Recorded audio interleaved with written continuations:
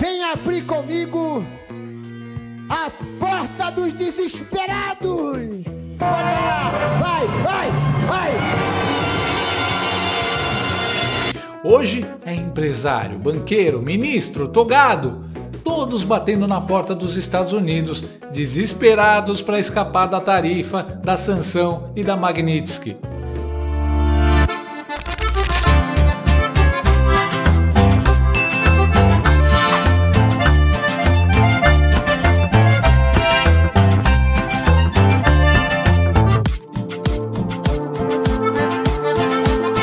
Peço a vocês, percam um segundo, o like faz diferença para o vídeo aparecer para outras pessoas e não custa nada. Vejam se estão inscritos no canal, comentem, eu estou aqui vendo os comentários de vocês, mandem o link agora nas redes sociais, mandem nos seus grupos, mandem para os amigos e para os inimigos, porque esse é o Paulo Figueiredo Show.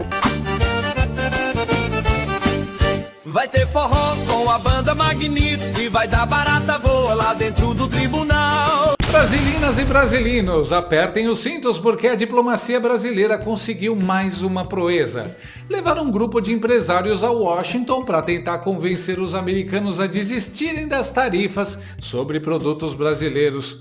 Resultado? Levaram aquele não elegante, que é quase igual ao "Você não é feio, você é especial". Os americanos disseram que eles estavam batendo na porta errada. É tipo tentar reclamar do preço do aluguel no síndico do condomínio, quando o dono do imóvel é o seu sogro. Climão de sitcom da Warner. Christopher Landau, vice-secretário de Estado, recebeu Ricardo Alban, Roberto Azevedo e Abrão Neto. Reunião franca, segundo fontes, ou seja, papo reto sem cafezinho. Os americanos basicamente disseram: "Olha, não adianta chorar aqui. Esse problema não se resolve em Washington. Vai chorar em Brasília porque essa tarifa é política."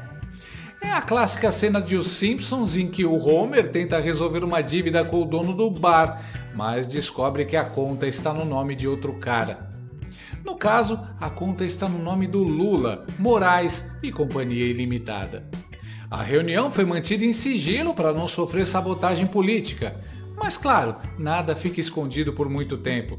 Segundo os bastidores, Eduardo Bolsonaro estaria tentando impedir qualquer conversa que aliviasse o nó da relação bilateral. Ou seja, enquanto empresários tentavam apagar incêndio, o Eduardo estava correndo atrás do bombeiro, com gasolina e isqueiro.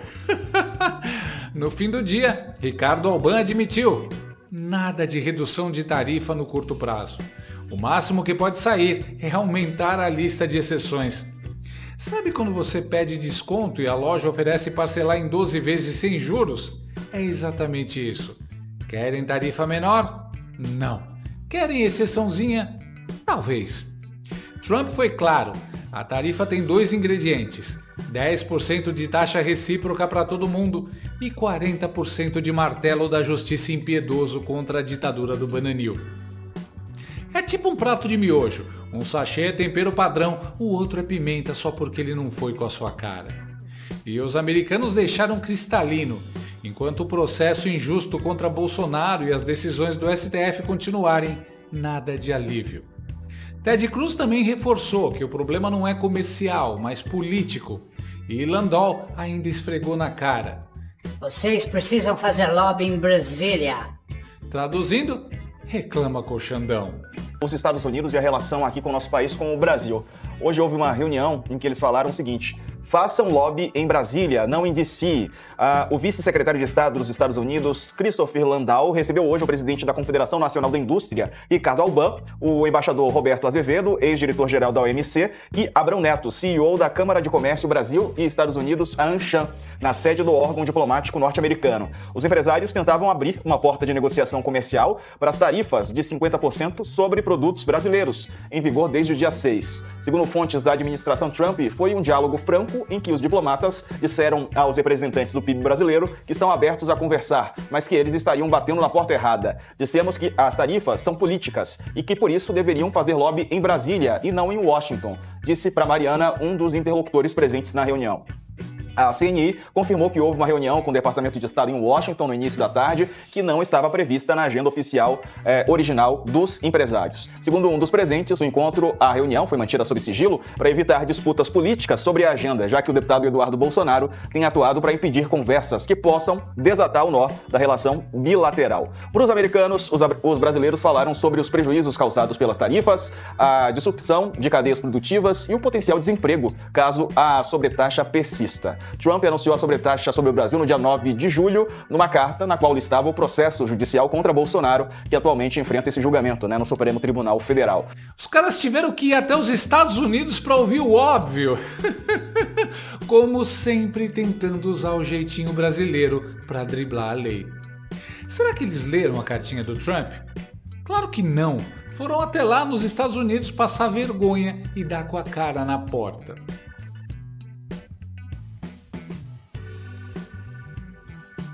Eu fico me perguntando como esses empresários ficaram milionários, bilionários, se não sabem nem interpretação de texto. Até eu, que sou só um idiota com um microfone, entendi a mensagem do Trump. Leave Bolsonaro alone. Deixem Bolsonaro em paz. E aí entra a cereja do bolo. O governo Lula diz que só aceita negociar se o processo contra Bolsonaro não entrar na conversa. É quase como pedir o divórcio e exigir que o advogado da ex não fale sobre traição no processo. Fica bonito no discurso. Independência entre os poderes, soberania nacional. Mas na prática é medo puro de colocar Bolsonaro na mesa. Alban reconheceu, momento crítico, e com razão, a administração Trump está de olho no julgamento de Bolsonaro. Se der errado, novas sanções vêm por aí. É como se o Brasil fosse protagonista de Game of Thrones. Você acha que chegou ao fundo do poço, mas no próximo episódio sempre aparece um dragão para piorar. A CNI contratou Brian Ballard, um lobista estrela, para tentar convencer Trump de que o inimigo dele não são os empresários brasileiros, mas sim a turma que está processando o Bolsonaro. Ou seja, os caras pagaram caro para ouvir a mesma coisa que já sabiam, que Trump leva essa questão para o lado pessoal, igual ao Michael Corleone em O Poderoso Chefão 2. Lembrem, não é negócio, é pessoal. Até a CNN já admite que o circo da toga armado ao redor de Biruliro vai custar caro ao país. O julgamento de Jair Bolsonaro ainda não levou a Casa Branca a adotar mais medidas contra autoridades brasileiras e o próprio país. Ainda. Se vierem, é um cenário tido como altamente provável, medidas retaliatórias vão se somar e compor um cerco sufocante. Bancos brasileiros foram indagados pelas autoridades do Tesouro americano se estão cumprindo a lei Magnitsky, aplicada até aqui apenas contra o ministro do Supremo Alexandre de Moraes. A indagação, por parte dos Estados Unidos, é praxe, quando há disposição da parte deles de sancionar bancos que continuem prestando serviços a pessoas sancionadas. A investigação aberta pelo representante do comércio americano por ordem da Casa Branca contra práticas brasileiras comerciais é bastante agressiva. Está sendo engordada essa investigação por uma série de empresas americanas de vários segmentos, entre eles competidores do agro, que enxergaram a oportunidade de ganhar vantagens às custas de empresas e exportadores brasileiros. E tomaram uma ducha de água gelada hoje. Os representantes de empresas brasileiras, ajudados pela Câmara de Comércio Brasil-Estados Unidos, que foram ao Departamento de Estado procurar abrir algum canal de diálogo. Receberam apenas cumprimentos formais e o recado de que a questão entre Brasil e Estados Unidos é totalmente política e que não adianta qualquer coisa que não passe diretamente por Trump. Como se sabe, Lula não acha que vale a pena sequer tentar falar com o presidente americano. O cenário é dos mais difíceis. Mesmo experientes negociadores internacionais, brasileiros e estrangeiros, confessam que nunca viram nada igual na relação entre os dois países.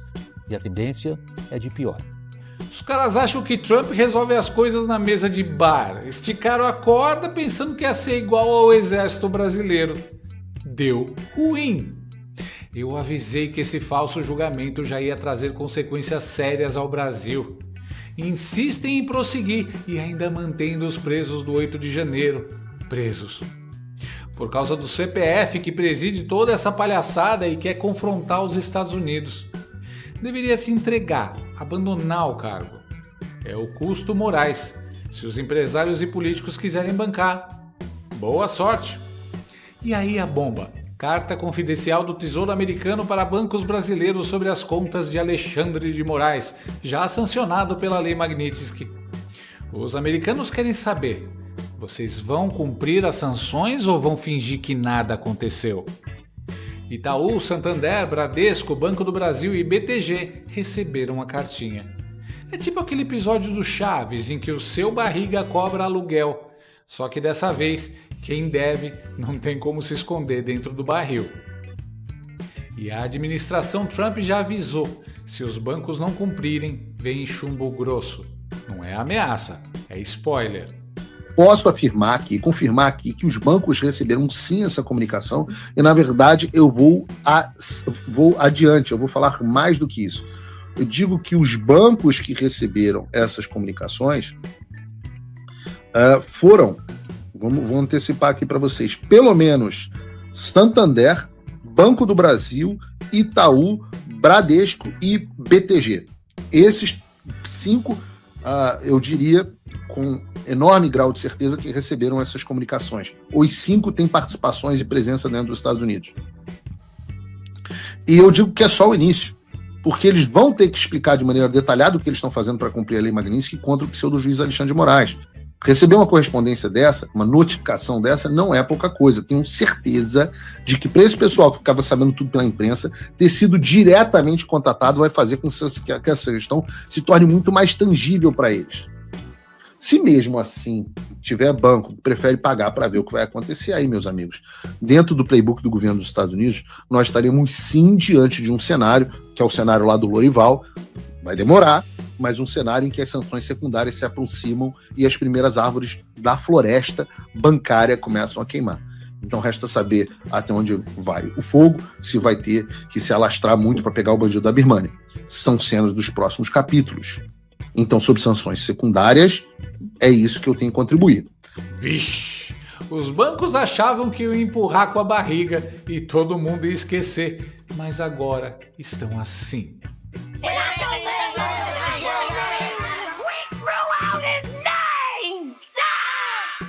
Até onde eu sei, Itaú e Bradesco confirmaram que irão seguir a Magnitsky. Acho que é mais o Banco do Brasil mesmo que vai se ferrar com isso. De todo jeito, todos foram avisados. Não podem se fazer de sonsos. Afinal, até Vladimir Putin, do outro lado do mundo, sabe do que se trata. Disse que as tarifas de Trump ao Brasil são claramente políticas ligadas à perseguição a Bolsonaro. Putin e Xi Jinping já aceitaram que os Estados Unidos intervenham na América Latina. Lula está isolado internacionalmente, pelo menos por agora. Se eu estiver certo, Trump vai retirar o Maduro e vem com tudo para cima do Lula, com a desculpa dos cartéis de droga. Aliás, o Putin e o Xi Jinping deram uma rasteira no ladrão cachaceiro. Depois de tanto vexame, nem o convidaram para o festão do Xi Jinping. Lula desmoralizado mundialmente. E se os operadores do regime do Bananil pensam que o problema são só as tarifas, é melhor eles acordarem. Tá confirmado. Vem aí a 5ª marcha da Sucuri Magnitsky. O Tesouro já mandou carta para 5 bancos e a ordem é clara: estrangular financeiramente Xandão e a família. Parece roteiro de Narcos. A inteligência dos Estados Unidos levantou tudo sobre Chanderleia, passou pente fino nos bens, descobriu os pontos fracos e agora vai atacar com mais força. Não é perseguição, é consequência. Você violou direitos humanos, agora o aperto vai ser letal. E nesse caso não é Sucuri apertando o coitado do caboclo no rio, é Sucuri enrolando no próprio rei da selva togado. Estou compartilhando com vocês informações de inteligência que eu recebi, que eu fui autorizado a começar a divulgar e os jornais em breve começarão a pesquisar. Bom Reels aí para você, Bruno. Procurem o que é o Instituto Lex de Assuntos Jurídicos. E sim, eu sei que é muito irônico e um instituto de um cara que é um vilão e que tem a cara do Lex Luthor, inclusive a careca se chame Instituto Lex. Eu sei. Eu tenho vários Supermans aqui na minha estante. Mas vocês procurem. É um instituto que foi fundado pelo Alexandre de Moraes. e a Viviane Barsi de Moraes nos anos 2000, e que o Alexandre, quando vira ministro do STF, sai desse instituto. E você tem dentro dele hoje a Viviane, a Gabriela, a Juliana e o Alexandre Barsi de Moraes, que é o Alexandre Júnior, que é o filho do Alexandre. Esses são os donos desse Instituto Lex. Procurem na internet a página dele. Não existe. Procurem no Instagram a última postagem feita por eles, em 2017. Aí você vai ver que todo o patrimônio do Alexandre e da Viviane estão nesse instituto. E eu estou falando todo o patrimônio, é que o Alexandre de Moraes é multimilionário. Multimilionário. Do tipo, o apartamento de 25 milhões que ele vive, que é, pelo menos é a residência oficial, é a residência declarada dele, né? Porque ele também vive em Brasília, né? 25 milhões de reais, eu não vou nem dizer o nome do prédio aqui, mas é no Jardim Europa, é do Instituto. Sabe onde é a sede do Instituto? A sede do Instituto é onde era Alexandre de Moraes Advogados, que hoje é Barsi de Moraes Advogados. O Instituto e o escritório da Viviane compartilham a mesma sede. E tem mansão em Campos do Jordão, apartamento no Guarujá, os gringos já levantaram tudo. Adianta, eu pergunto a vocês, adianta sancionar outros indivíduos antes de pegar tudo isso e fazer o Alexandre sentir as consequências da Lei Magnitsky? Não. E é nisso que a gente está trabalhando. Porque para que essa lei tenha esse efeito dissuasivo, o que é o efeito dissuasivo? É o efeito que faz com que os outros vejam o que aconteceu e não queiram fazer igual. Então nós temos um desejo de que haja um efeito dissuasivo contra os demais cúmplices do sistema. O Alexandre precisa ser o exemplo do que acontece quando alguém é sancionado pela Lei Magnitsky. Cara, que nome perfeito! Instituto Lex dá suporte financeiro ao Lex Luthor de toga.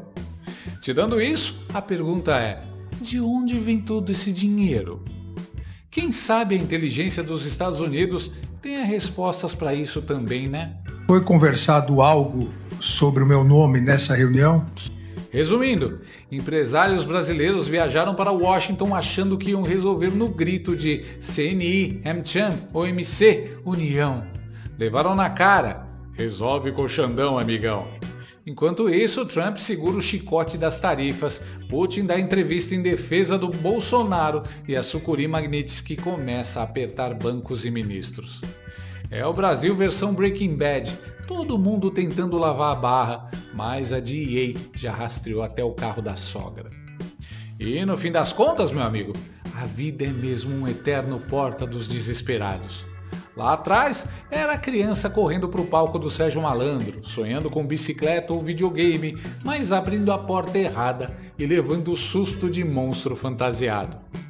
Hoje é empresário, banqueiro, ministro, togado, todos batendo na porta dos Estados Unidos, desesperados para escapar da tarifa, da sanção e da Magnitsky.